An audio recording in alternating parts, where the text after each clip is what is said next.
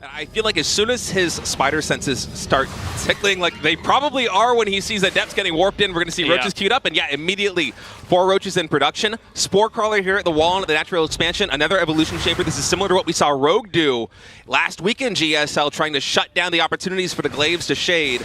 Now we do have 5 Queens here. Those 5 Queens are going to be hard pressed to stop all these Adepts plus those Oracles. Adept Shades coming in. Oh, wait. Oh, it's not fully walled in, but I don't know if Classic realizes that. Instead, he's just going to be going for the constructing building right here, the evolution chamber. It is going to get taken out. No cancel. Glaive's going to be set, or Glaive, excuse me, Shade's going to be sent here into the main base of Zerg. Roach is a little bit slow to the party. Raynor a little bit out of position on this one because I don't think he was anticipating Classic just barreling through the front door. Oh, and even the stasis wards over here.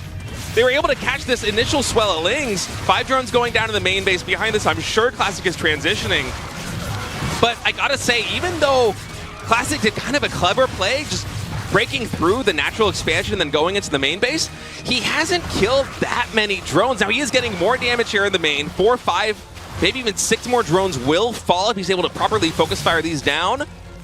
But at the end of the day, you know, Raynor's going to do another round of like 10 plus drones, and things are going to be relatively equal. Yeah, I think he can bounce back from that pretty easily. The gateway explosion is coming in now. Wow, look at the units lost. It is literally 1 resource difference. That's so crazy. Raynor's looking pretty strong as far as his development goes.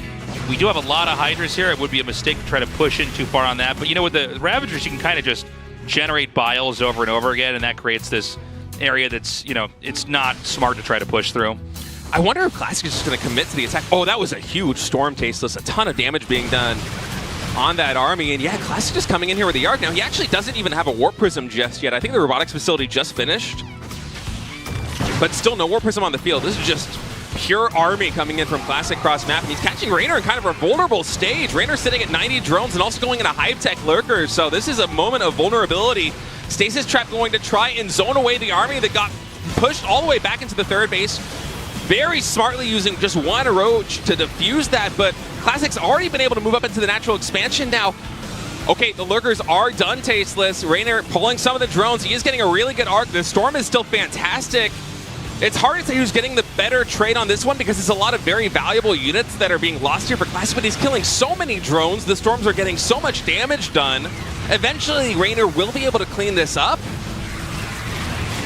What an interesting engage. I feel like Classic is probably better here. I mean, so many drones, 20 in total. The whole mineral line just went down, and his army is somehow still standing.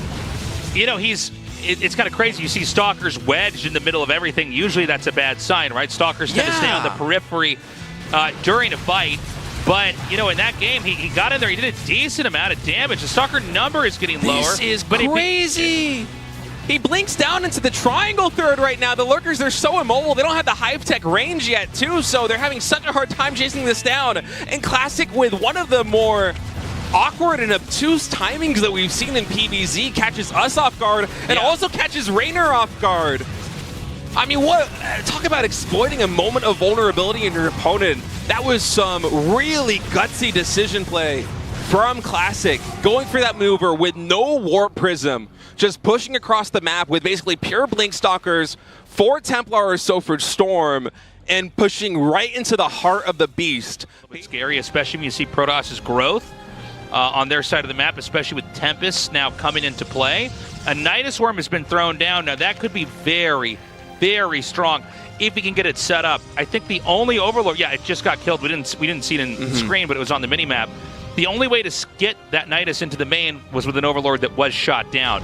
So, I mean, the Nidus, you know, it's a tech you can't really unlock the full advantage of if you can't get somewhere inside the main to do that. So the counterplay right now is going to be irrelevant until we see a Nidus network start, and the push from Protoss is coming. Yeah, I think Classic's just going to start chipping away at this army here with the Tempest. He's producing 3 at a time, 6 in total on the field. Mothership being built right now as well. Oh, this is just such a tough spot here for Raynor. He doesn't really have the economy to get things like the spellcasters that he needs to deal with this. And Classic just using the architecture of the map so brilliantly here. mean, the Storm so that the Hydras can't close in on the Tempest, and then the Tempest just slowly working their way against the Lurkers, and now that Overseer has skirted its way all the way across the map. I don't know if Classic has realized this. Oh, he sees all these units moving in. There's no reaction in the main base yet of Classic. Somehow he just did not notice this. He's so focused on this attack on the front. Now he can kill the Nidus Network here in the front line, but the main base is basically forfeit. This is the Nexus even that is building the mothership, so that's going to get canceled. Keep in mind, recall is a possibility here for Classic to either the natural expansion or the third base with those Tempests. There isn't a lot of anti-air here for Raynor in the main base of Classic. And now we're in this awkward base trade scenario where, yes, Classic is losing a lot of infrastructure, but he's rebuilding the fleet beacon. He's rebuilding 3 Stargates elsewhere on the map. And Raynor is also losing all of his tech. Infestation Pit is going down. Hydralisk Den inevitably also going to go down here in the natural expansion. Hype Tech, if that goes down, I feel like Classic is basically doing this. Raynor's being a great play right now in the main base, but at the end of the day, I don't know how he is going to beat this army that Protoss has assembled, especially with the bank that Classic has. You know, he's managed to lose so much. Both of them have.